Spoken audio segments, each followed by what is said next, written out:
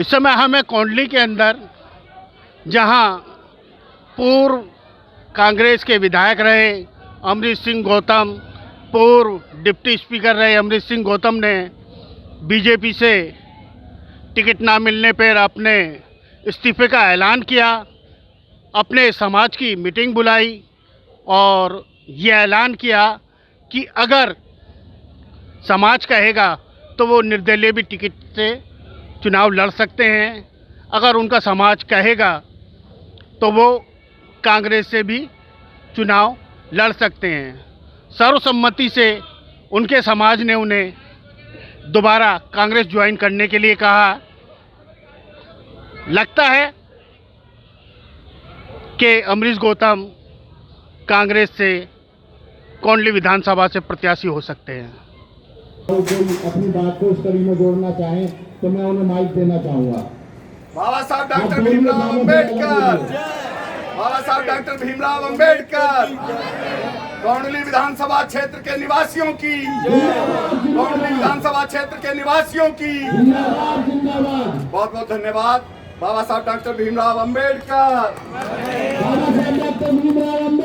सभी साथियों का धन्यवाद इस बैठक में आने के लिए। और मैं बस इतना ही कहना चाहूँगी, इस क्षेत्र में सबसे ज़्यादा काम किसने किया है, आप इस बात को देखिए। हमेशा जो अब ये नया कैंडिडेट देंगे फिर उसको समझने में इतना समय लगेगा। अमरीश गौतम जी ने क्षेत्र में इतने काम किए, इतने काम किए हैं और शायद हर घर से उनका नाता जुड़ा हुआ है और मैं उनसे बहुत पुरानी जुड़ी हूँ। मैं तो अमरीश जी से बस इतना कहना चाहूँगी, आपके कदम जहाँ चलेंगे हम आपके साथ हैं। जय अमरीश गौतम। मैं पिछले 25 सालों से इसी क्षेत्र में रह रहा हूँ। बड़े दुख और शर्म की बात है कि समाज का 70,000 वोट है इस क्षेत्र में। वसुंधरा, कोंडली, कल्याणपुरी, दलुपरा गांव और मयूर अल्फेज 3। फिर भी कितने शर्म की बात है कि पार्टियों ने इसे अनदेखी करी। अमरीश गौतम जी यहां से खड़ा होने की सोच रहे हैं, निर्दलीय। मेरे को नहीं लगता कि निर्दलीय जीत सकते हैं।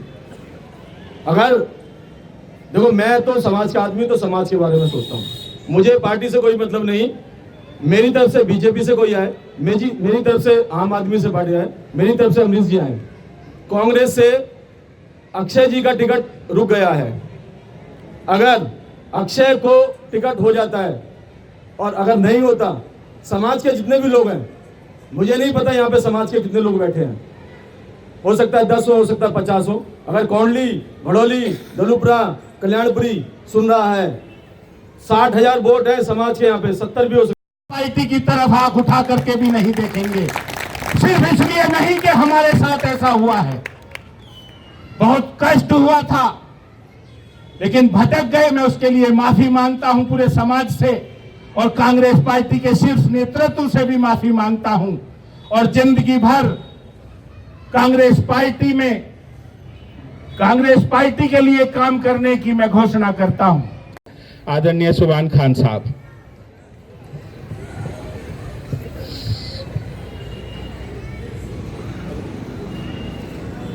साथियों, आज हम सब जो भाई यहाँ पार्क में इकट्ठे हुए हैं, बाबा साहब के इस पार्क के अंदर, आप सब लोग इस जो ये तुम्हारी जो कोंडली की हमारी जो ये सीट है, ये 15 वर्ष तक हमारे पास रही और आप लोगों की मेहनत से और हमारी मेहनत से रही। हमने भी मेहनत की, आप लोग सबने मेहनत की और गौतम जी ने भी इस क्षेत्र के लिए जो किया वो सब आपके सामने भाई, वो बताने की जरूरत नहीं।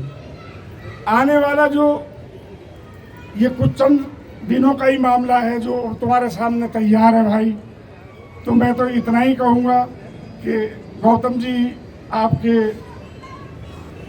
आशीर्वाद से और आपकी मेहरबानी से जैसे भी जहाँ गए थे वो सभी को खबर है और वापस अपने घर आएंगे भाई, सबसे बड़ी खुशी की बात है। और समय भी बहुत थोड़ा है, इलेक्शन में वक्त भी बहुत कम है। इस सारे मामले को देखते हुए आप सबने बाबा साहब के इस पार्क से और बाबा साहब के मिशन को साक्षी रखते हुए भाई ये यहाँ से लेके जाना है कि अगर गौतम साहब आपके बीच में कांग्रेस पार्टी के टिकट पे अगर यहाँ चौथी बार आए तो भाई आपको इन्हें विजयी बना के भेजना, जैसे भी हो आपको भी भाई काम करना तन मन धन से। अपने श्रद्धा सुमन अर्पित करते हुए सभी यहाँ पर मेरे बुजुर्ग साथी भाई बहनें सभी को मेरा जय भीम, नमो बुद्धाय। साथियों, आज यहाँ पर इस मंच से मुझे भी बोलने का अवसर मिला। देखिए, पार्टी हमारी अलग अलग हो सकती है, लेकिन हमारा समाज एक होना चाहिए। आप लोगों को पता है, मैं भी दूसरी पार्टी में हूं, लेकिन मैं समाज के साथ हूं, और जो समाज आदेश करेगा मैं उसके लिए हर वक्त तत्पर हूं, जैसे आप लोगों का आदेश होगा। बाबा साहब ने कहा था कि शिक्षित बनो, संगठित हो जाओ। शिक्षित बहुत सालों से होते आ रहे हैं और हम अब काफी शिक्षित हो चुके हैं। आज जो विधानसभा की बात चल रही है, यहां पर हमें संगठित होने की बात है।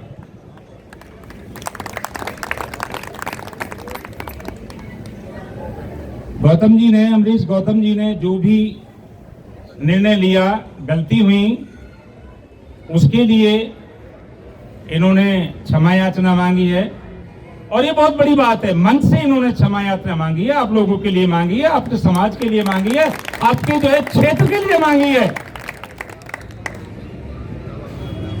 क्यों हमारे क्षेत्र में, हमारे समाज में, जाटो समाज में क्या इतने योग्य नहीं है कि आम आदमी पार्टी ने एक ही व्यक्ति को 3 पद दे दिए, काउंसिलर भी बना दिया इसी विधानसभा से, आम आदमी पार्टी का प्रवक्ता भी बना दिया गया, और विधायक की सीट भी दे दी गई, टिकट भी दे दिया गया। भोला सिंह जी इतने समय से यहां पर प्रयास कर रहे थे, और जहां भी मीटिंग हुई, होल्डिंग इनके लगे हुए, वहां पर ये बताते थे कि यहां के इस सीट के दावेदार हैं, और हमें भी उम्मीद थी। साथियों, अब बात यही आ जाती है, हाँ या ना में एक प्रस्ताव है।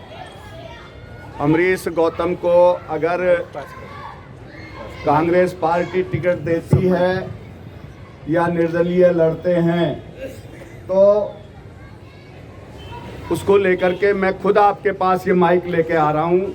हाँ और ना में ही जवाब देना है। निर्दलीय के लिए निर्दलीय हाँ, कांग्रेस हाँ, ये आपको बोलना है। इजाज़त है? ये आपके दरवाजे पर आप सबके पास आ रहा हूँ, ताकि ये ना रहे कि भाई हमने किसी की राय नहीं जानी। किसी और को ठीक नहीं, मैं खुद जा रहा हूँ। Congress party Congress party Congress party Congress party किसी भी पार्टी से आए, हम आपके साथ हैं। आपके साथ हैं, आपके साथ हैं, आपके साथ भैया। कांग्रेस पार्टी को अब आपके साथ, हम आपके साथ हैं। बिल्कुल कांग्रेस पार्टी का, कांग्रेस पार्टी, कांग्रेस पार्टी। ये आपका लफड़ा तो सबके हाथ एक बार खड़े करा लेते हैं, क्योंकि सबको आकर के समय भी लगेगा। 1 बजे की मीटिंग अम्बेडकर पार्क कल्याणपुरी में भी रखनी है। कांग्रेस पार्टी से जो बात चाहते हैं, हाथ खड़ा कर दें। कांग्रेस पार्टी से जो चुनाव लड़ाना चाहते हैं, वो हाथ खड़ा कर दें।